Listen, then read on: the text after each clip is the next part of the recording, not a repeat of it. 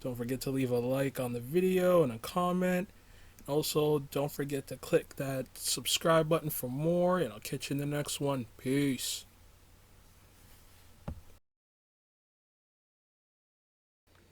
Hello, my fellow squad members. It's your boy, the Alpha Saint, back again. It's another part of the video, or another part of the walkthrough of the Dragon Ball Z Kakarot video.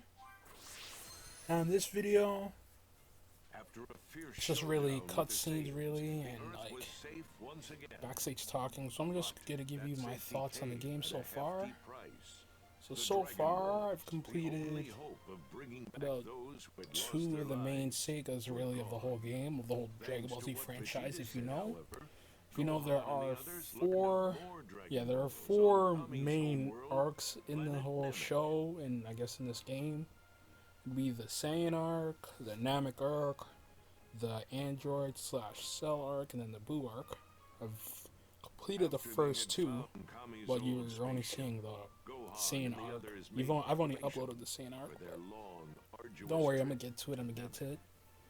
So some of the things that I actually like about the game, one, I do like the whole free roaming aspect. I've already said this before in another video, but I like the fact of being able to explore and fly around to different, even other areas, to check those out, fight enemies, find stuff, whatever it needs. I like not being confined to just one area, to one space. You know, it makes me claustrophobic. I end up feeling like I'm choking on air or something. Like I need room to breathe, you know?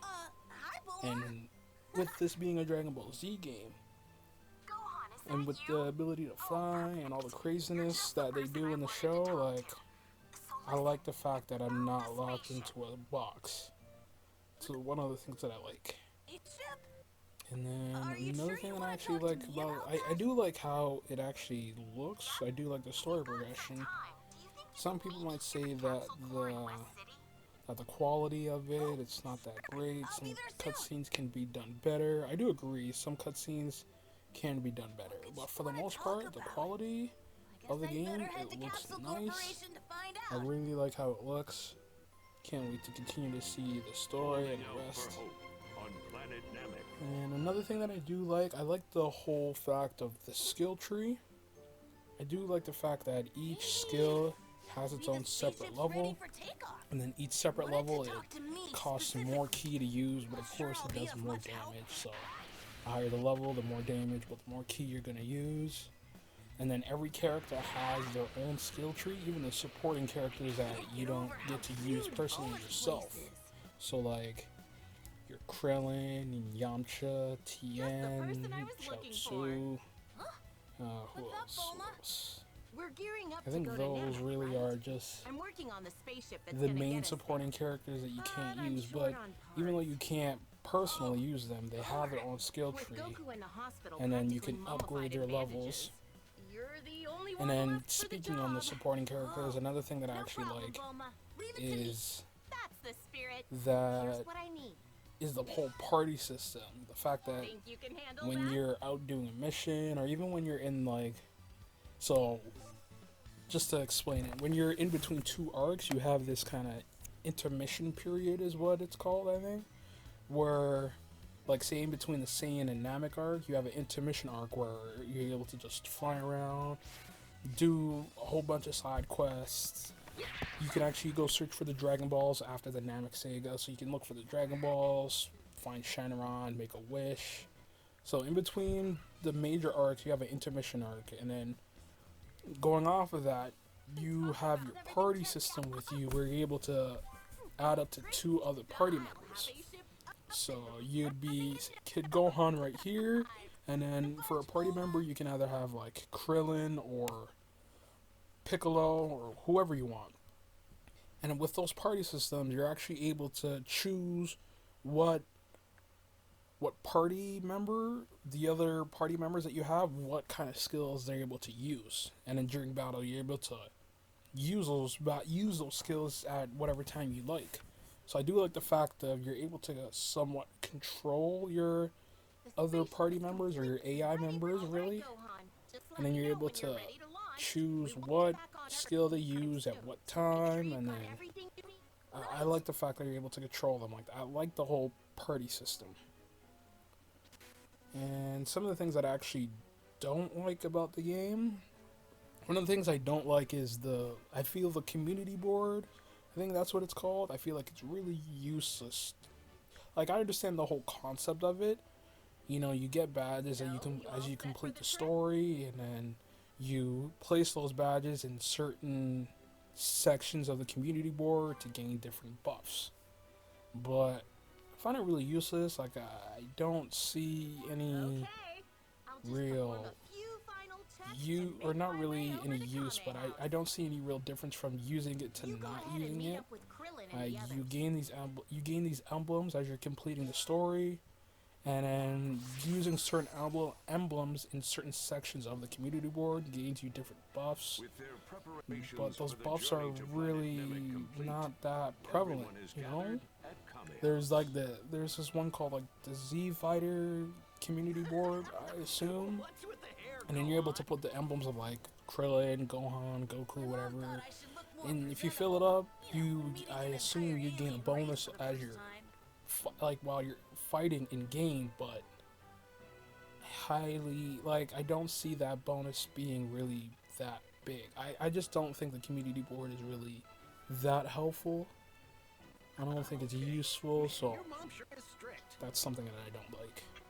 And then another thing that I wouldn't say I don't like, I'm just not really too fond of, is the whole cooking aspect.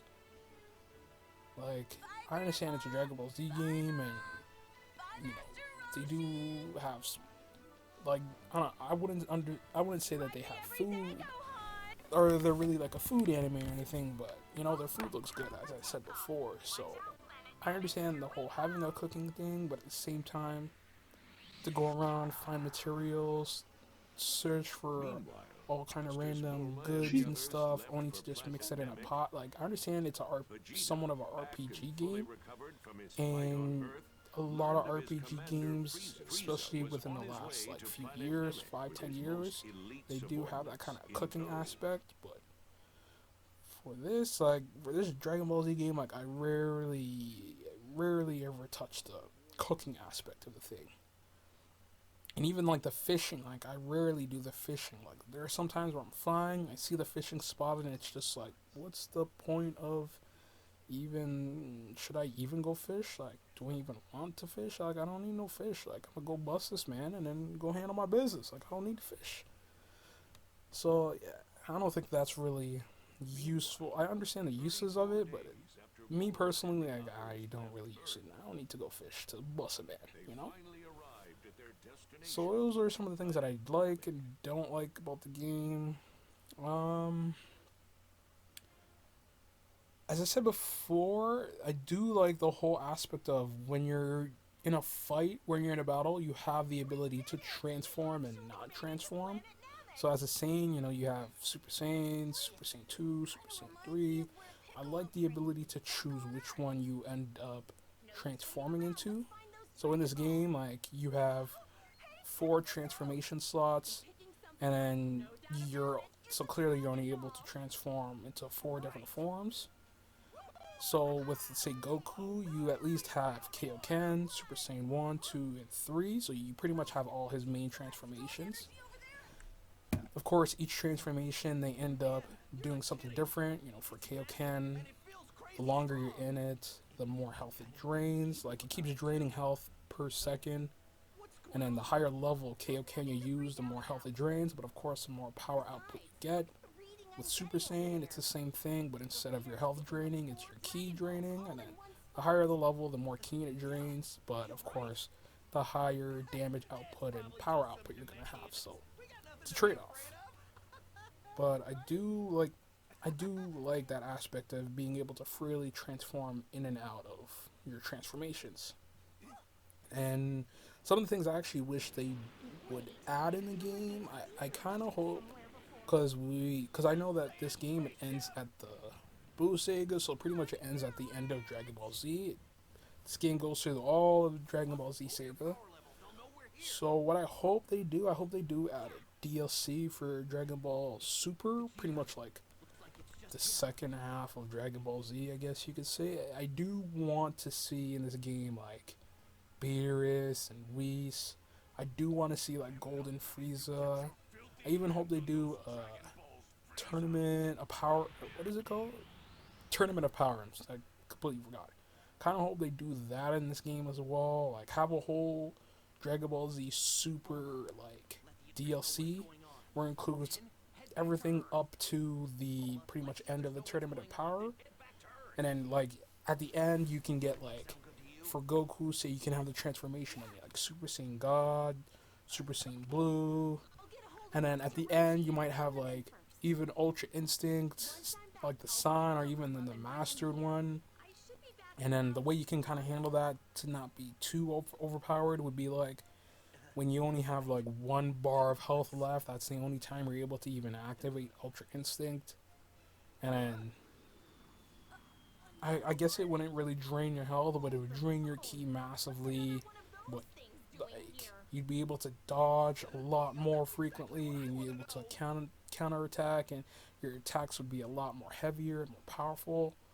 So that would be a great way to actually integrate Ultra Instinct into the game. Pretty much integrate that whole Dragon Ball Z Super into the game. Like I think it'd be really good. I'd really like to do that. And then even then, if they're able to implement the Dragon Ball Z Super, they can even go a step further and add the Dragon Ball Super Broly as another DLC where you fight Broly, and then that would be. I personally think that'd be hot. That'd be a hot DLC. But yeah, those are my thoughts on the game. You know, tell me what you think. Leave a like, comment down below. You know, do whatever what you want. But let me know what you think about the game if you have it. And catch y'all in the next one. You know, have a great day and peace. What a shame. I didn't think him foolish enough to turn against me, let alone attempt to steal the Dragon Balls for himself. Kui should be on his way to dispose of Vegeta. Should be interesting. Those two have long hated each other. They are roughly equal in power, I believe. So I assume it'll take a fair bit of time.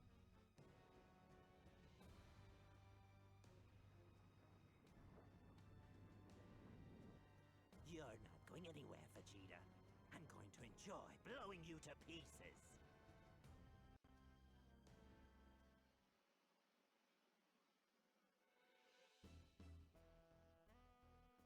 Right.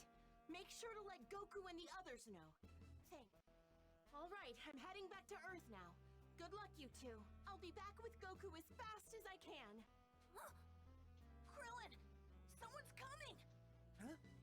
Is it the Saiyan? No. It's not Vegeta. It's someone weaker. Probably a Namekian. It should be right around here. Huh? Look. What the hell is that? What? Those aren't Namekians! They don't look like Namekians! Who the hell are they?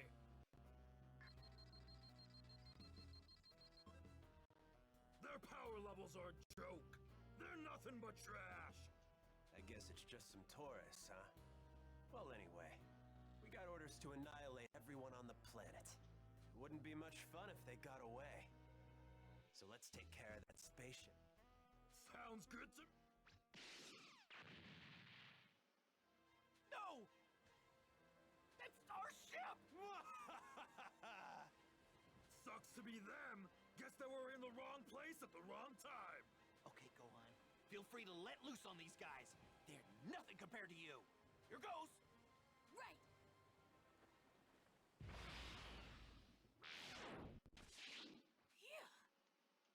Hey! Nice going, Gohan! Nice going! There's nothing nice about this!